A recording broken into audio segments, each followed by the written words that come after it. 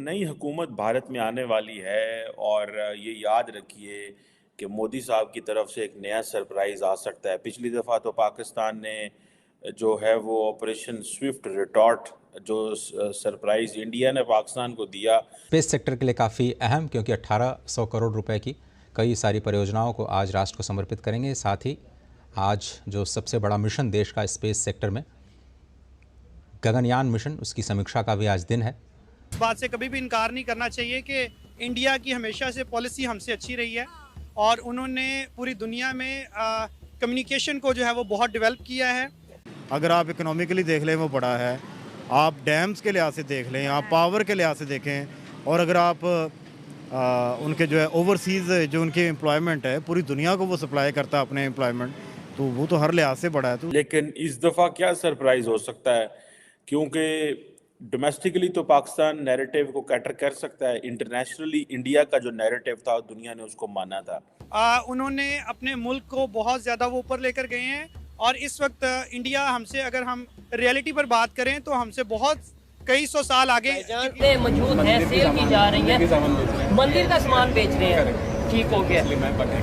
ऐसा आपके वजह से I wish lot of youths come out and bring a change in Pakistan's approach. Prime Minister Modi, how powerful, how successful and how single-handedly he is taking India's politics, वो कैसे लेके जा रहा है, एंड आपको उन सारी चीज़ों को नरेंद्र मोदी के लेंस से देखना है। जन्नत में लेके जाना है, दुनियाई तनीम नहीं लेके जाएगी हमें। जगह ये डॉक्टर जाएगा नहीं जाएगा कुछ भी नहीं, लेकिन हमारा ईमान कुरान नहीं जाएगा जन्नत नहीं जाएगा। उनके जो लोग हैं वो बाहर के मुल्कों में अपने पैसे नहीं रखते, मुल्क का पैसा चोरी करके बाहर के मुल्कों में प्रॉपर्टी नहीं बनाते। तो इसका मतलब है गलती हम में है ना, उनमें तो नहीं है ना। हमारे ख़त्म करनी होंगी ये बॉर्डर सिस्टम, ये फ़ौज लगाना, लड़ाइयाँ झगड़े, ये सब जो है ना चीज़ें ख़त्म करके हम उनकी तरह तरक्की कर सकते हैं। चले माना कि उनकी तरह नहीं, लेकिन हम यहाँ पे कुछ ना कुछ बेहतर। 76 अच्छा सर, आप तो अभी इधर नहीं हो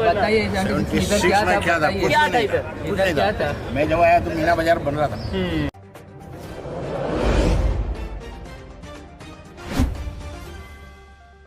नई हुकूमत भारत में आने वाली है और ये याद रखिए कि मोदी साहब की तरफ से एक नया सरप्राइज़ आ सकता है। पिछली दफ़ा तो पाकिस्तान ने जो है वो ऑपरेशन स्विफ्ट रिटॉर्ट जो सरप्राइज़ इंडिया ने पाकिस्तान को दिया, फिर पाकिस्तान ने इंडिया को दिया।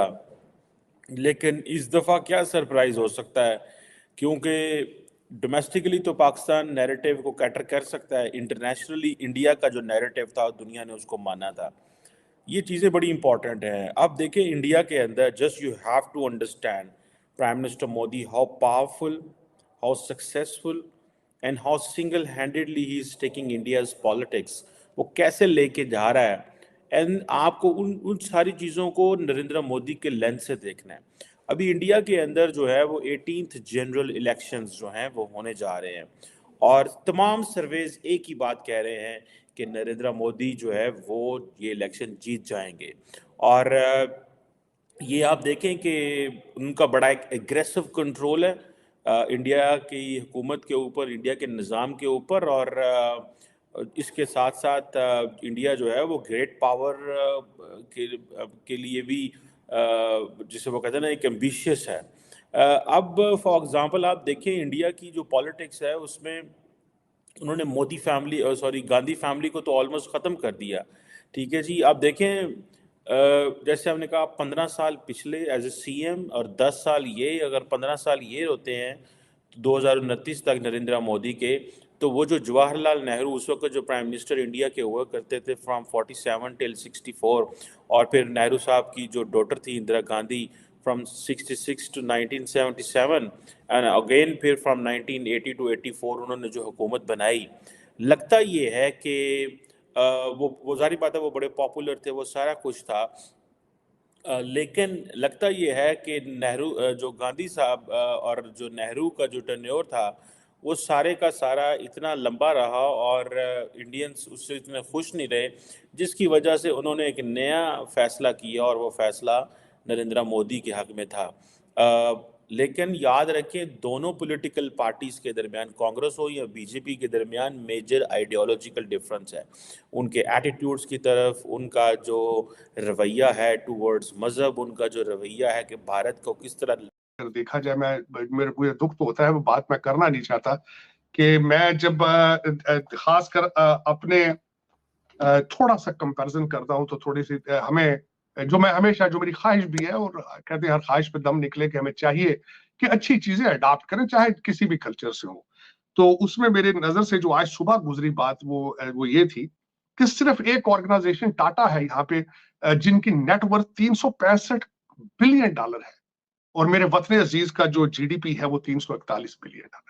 तो एक ऑर्गेनाइजेशन जो है टाटा अलोन, वो मेरे पाकिस्तान के जीडीपी से ज्यादा है। तो हमें आगे जाना पॉजिटिवली होगा, आपको हमें देखना होगा। एक चीज मुसलसल आरजू जो एक हमने उसको अपने जिंदगी का हिस्सा बना लिया है कि जब पाकिस्तान की एग्जिस्टेंस बनाया गया था तो वो इसलिए बनाया गया था कि पाकिस्तान जो मुसलमान है वो टू नेशन थ्योरी के हिसाब से इनके साथ रह नहीं सकते, और हमें जो मुश्किलात उसको हमने एक अपने जिंदगी का हिस्सा बना लिया कि हमने दोबारा सुलह करनी नहीं है, प्यार मोहब्बत की तरफ जाना ही नहीं है।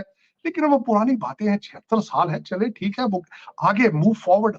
मैं हमेशा कहता हूँ गाड़ी फ्रंट से देख के चलाई जाती है, फ्रंट स्क्रीन से। आप जो बैक मिरर होता है उसको देख के गाड़ी नहीं चला सकते। You have to move forward with it. जो एक 1947 में अगर कोई फिलॉसफी आपकी थी तो उसी पे आपने अड़े रहना है। और आपकी हालत है, जिस तरह मैंने बताया, आपका जीडीपी $341 बिलियन है, और एक कंपनी लोन जो कि 1868 में बनी है, वो एक और सबसे बड़ी बात जो उसकी मिसाल में एक और भी उसमें मुझे जो नजर आया, मैंने जब टाटा के बारे में सुबह पढ़ रहा था, जिन्होंने 1903 में ताज होटल बनाया जो कि इस वक्त एक बहुत बड़ा चेन है, 1907 के अंदर उन्होंने यहाँ पे स्टील मिल बनाई पहली अपनी। और आज देखा जाए, कंपैरिजन किया जाए, तो मैं बताना ये चाहूंगा कि हालात भारत के अंदर ऐसे साजगार थे तो वो तरक्की करते रहे, और आज भी दे आर। अभी उन्होंने एयर इंडिया को बाय किया है, लेकिन दूसरी तरफ मैं देखूं मेरे अपने मादरे मिल्लत को, तो मलक रियाज को भाग के दुबई में जाके पनाह लेनी पड़ रही है आज। हालात बिजनेस के लिए इस तरह साजगार है। फिर हम बार बार कहते हैं लोग बाहर से पैसे लेकर आए, जो लोग यहाँ पे हैं वो पैसे लेके भाग रहे हैं, तो बाहर से कैसे आएंगे? तो ये मैं थोड़ा सा, ये मेरे ज़हन में था कि मैं थोड़ा सा इस बात को बताऊं कि आज हम कहाँ खड़े हैं और कहाँ जा रहे हैं और आगे।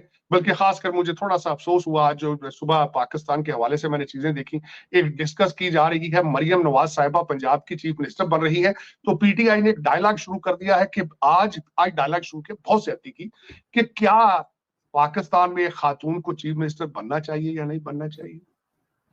ये 21st सेंचुरी में उनसे पूछना चाहूंगा, एक खातून जिन्हों के जरिए पाकिस्तान एक एटॉमिक पावर को 3.5 साल अगर चला सकती है, तो मरियम नवाज को पंजाब की चीफ मिनिस्ट्री का क्या प्रॉब्लम है भाई?